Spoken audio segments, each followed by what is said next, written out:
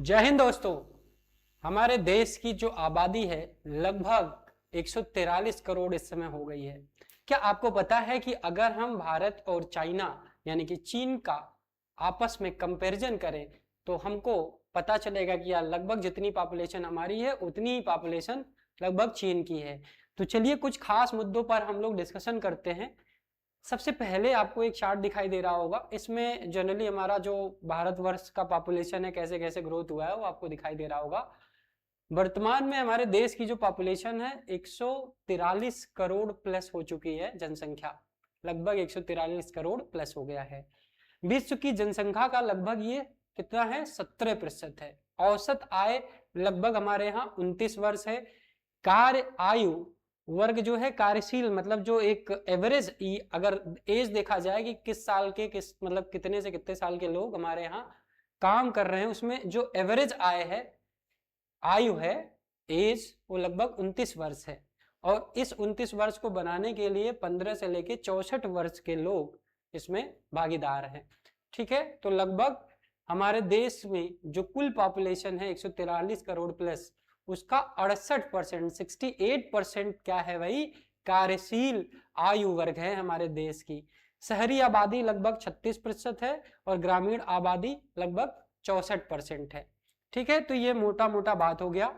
आगे जो हमारा भारत है और जो चाइना है इनके बीच में हम लोग कंपैरिजन करने वाले हैं कि कैसे चीन का जो पॉपुलेशन है वो चीन को आगे ले जाने में हेल्पफुल साबित हुआ और भारत का जो पॉपुलेशन है क्या इसके हेल्प से हम लोग आगे बढ़ सकते हैं या इसके हेल्प से हम लोग बहुत पीछे जा सकते हैं।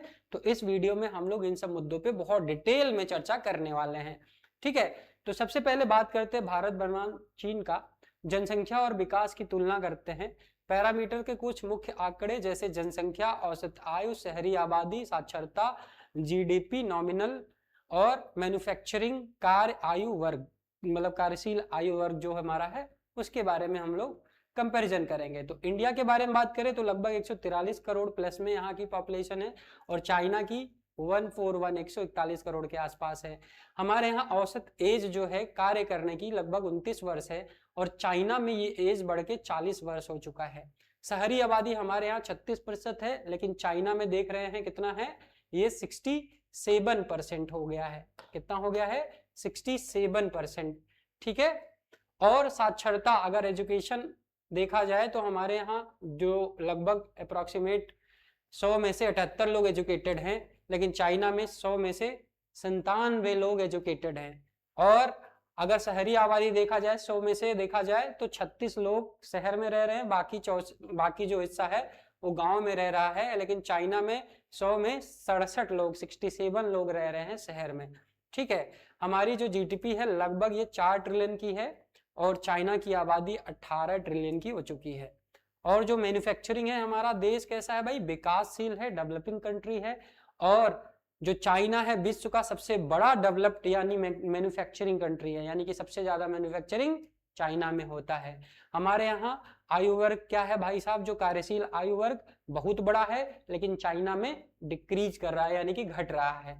ठीक है, आगे बात करते हैं चीन कैसे आगे निकल गया हमारे मतलब जो वर्ल्ड वाइड अगर लेवल देखा जाए तो 1970 के बाद चाइना ने क्या पॉलिसी अप्लाई करा, कैसे कैसे चीजों को ऑर्गेनाइज करा, कैसे लोगों को ऑर्गेनाइज करा, कैसे लोगों को स्किल डेवलपमेंट में पार्टिसिपेट करवाया, जहाँ एजुकेशन को बेहतर बनाया है ना, इंफ्रास्ट्रक्चर को मजबूत बनाया, तो कैसे चीन आगे निकल गया उसके बारे में बात करते हैं। शिक्षा, स्कूल और तकनीकी शिक्षा में भारी निवेश किया, किसने, चाइना ने, है ना। लगभग सार्वभौमिक साक्षरता यानी कि उनकी कोशिश ये थी कि भैया सबको शिक्षित करना है। आप पीछे देखे हैं ना कि 100 में 97 लोग ऐसे हैं चाइना में जो शिक्षित हैं, लेकिन हमारे देश में इसकी परसेंटेज कितनी है, लगभग 78 है ना, 78 लोग, 100 में से 78 लोग पढ़े लिखे हैं इंडिया में। मैन्युफैक्चरिंग हब के बारे में बात करें तो जनरली चाइना ने सबसे ज्यादा निवेश किया मेड इन चाइना पे, यानी कि चाइना में मैन्युफैक्चरिंग की रणनीति बहुत अच्छी अप्लाई करी गई और निर्यात आधारित अर्थव्यवस्था का काम हुआ, यानी कि निर्यात करना है, यानी कि हमें अपने यहाँ मैन्युफैक्चर करना है और दुनिया के हर एक बाजार में अपने सामान को भेजना है। ठीक है, तीसरा उन्होंने किस पे काम किया, इंफ्रास्ट्रक्चर पे, हाई स्पीड ट्रेन बनाया, आधुनिक बंदरगाह बनाए, औद्योगिक कॉरिडोर बनाया, बहुत सारी चीजों पे उन्होंने निवेश करा। पॉपुलेशन पॉलिसी पे काम उन्होंने किया, वन चाइल्ड वन नेशन का काम उन्होंने किया कि भैया एक बच्चा होना चाहिए एक कपल के पास। चीन की जो आबादी है वो मैक्सिमम वृद्ध होती जा रही है, क्योंकि आपने पीछे देखा है कि लगभग जो हमारे यहाँ 29 वर्ष जो एवरेज एज आ रहा है वर्किंग पीपल का, चाइना में लगभग 40 वर्ष हो चुका है। ठीक है, तो धीरे धीरे उनके यहाँ क्या हो रहा है, जो कार्यशील लोग हैं उनकी उम्र बढ़ती जा रही है। तो ये हमारे लिए अवसर है, हम लोग देखते हैं आगे क्या कर सकते हैं। भारत की सबसे बड़ी ताकत क्या है, हमारे पास जो सबसे बड़ी ताकत है वो क्या है, युवा आबादी है। दुनिया की सबसे बड़ी युवा आबादी हमारे देश में यानी कि भारत में है। ठीक है, दूसरा हमारे यहाँ आईटी और सेवाओं पे बहुत ज्यादा लोग अग्रसर है, यानी कि सॉफ्टवेयर इंजीनियरिंग डिजिटल सेवाओं में मजबूत स्थिति होती जा रही है भारत की। आपको पता है लोकतंत्र है तो यहाँ खुला है बाजार सभी के लिए, चाहे छोटा व्यक्ति हो चाहे बड़ा व्यक्ति हो, सब लोग बिजनेस कर सकते हैं। खुला और विविध आर्थिक वातावरण है हमारे देश में।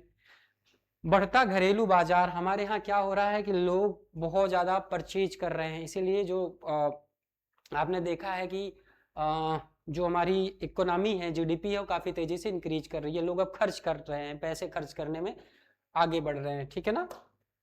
और क्या बात है भाई, भारत की चुनौती क्या है हम लोग के सामने, हमारे देश के सामने सबसे बड़ी चुनौती क्या है, उस पर भी विचार करते हैं। रोजगार सृजन, यानी कि आपको पता होगा कि कितने सारे अनएम्प्लॉयमेंट लोग बैठे हुए, यानी कि लोगों के पास नौकरियां नहीं है, क्योंकि पॉपुलेशन इतनी ज्यादा है, जॉब है नहीं। अब इसी पे तो काम करना था देश को, है ना। आपने देखा होगा 2014 के बाद कैसे लोगों ने प्रॉमिस किया कि इतने लोगों को हम नौकरी देंगे, लेकिन कितनी नौकरियां लोगों को मिली आपको पता ही है। फिर दूसरी बात क्या है, कौशल विकास योजना, आपने सुना होगा प्रधानमंत्री कौशल विकास योजना। कागजों में तो खूब सारा नाम है, आपने देखा होगा स्कैम भी बहुत सारे हुए होंगे, बट रियलिटी में क्या है आप सभी को पता है। भारत के कितने ऐसे लोग हैं जिनके अंदर बहुत सारे स्किल्स हैं, या जिनके अंदर कुछ अच्छे स्किल्स हैं, बहुत कम।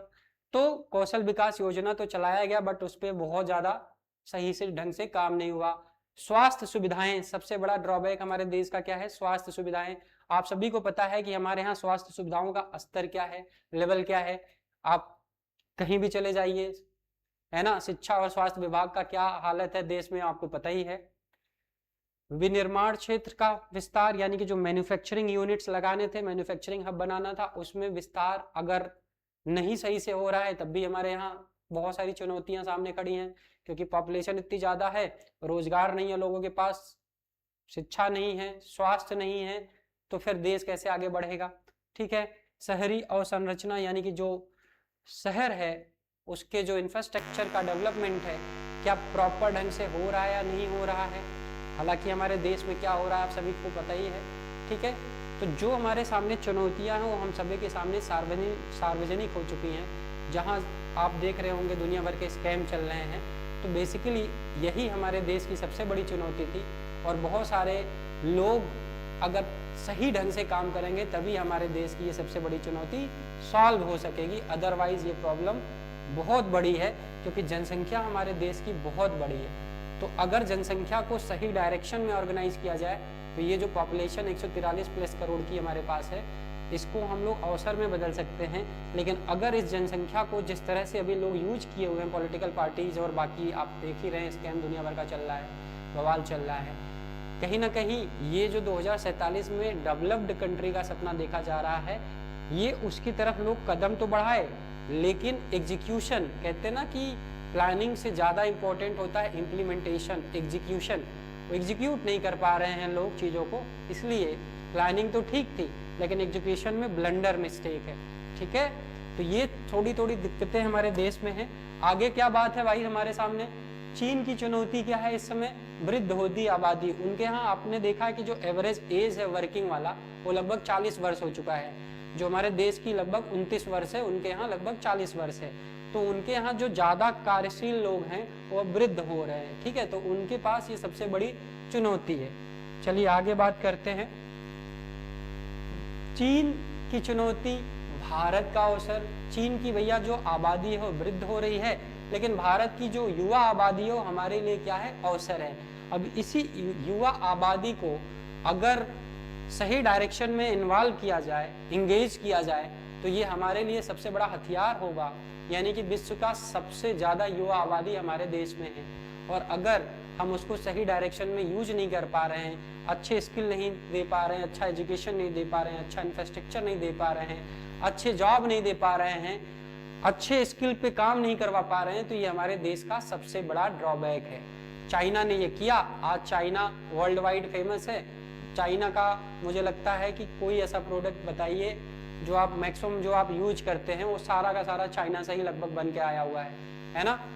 तो चाइना अपने युवा आबादी पे बहुत सारा इन्वेस्टमेंट किया, उनको ऑर्गेनाइज किया, उनको एक पर्टिकुलर डायरेक्शन में मूव करवाया, स्किल डेवलपमेंट के थ्रू, एजुकेशन के थ्रू दुनिया भर का काम किया, और नतीजा आप सभी के सामने है।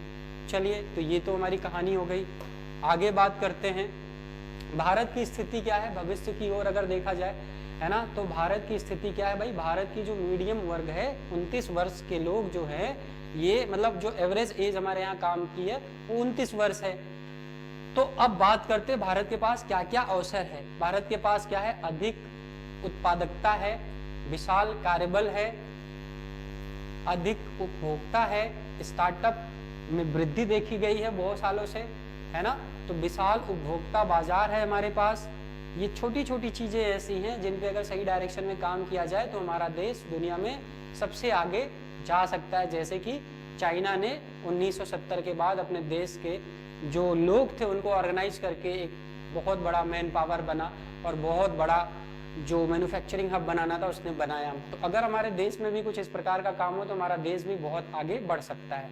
ठीक है, आगे इन सब चीज़ों से हमें एक ही बात समझ में आता है कि मुख्य विचार आज के इस छोटे से वीडियो में आपने क्या समझा कि भाई जो हमारी युवा आबादी है इनको अगर हम डेमोग्राफिक डिवाइडेंड अगर देखा जाए, मतलब जहाँ से लाभांश हमें मिल सकता है ना, पॉपुलेशन की वजह से, अगर इसको हम सही डायरेक्शन में ऑर्गेनाइज करें तो हम लोग अब धीरे धीरे क्या बहुत तेजी से आगे डेवलप कर सकते हैं।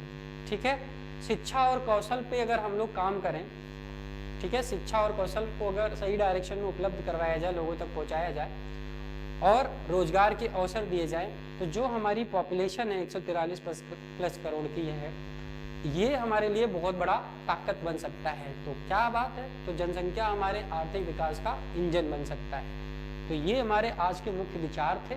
आई होप आपको बहुत सारी बातें समझ में आई होंगी। तो इस देश को अगर हमें एम्पावर करना है, मजबूत बनाना है, तो कौन कौन से मुख्य बातों पे हमें ध्यान देना चाहिए, मैंने इस छोटे से वीडियो में डिस्कस किया, आपको वो सारी जानकारी दी कि कैसे चाइना आगे बढ़ा, कैसे भारत को ज़रूरत है अपने मैन पावर को और रिसोर्सेज को सही डायरेक्शन में यूज करके आगे बढ़ने की। हमें देखने और सुनने के लिए आपका बहुत बहुत धन्यवाद।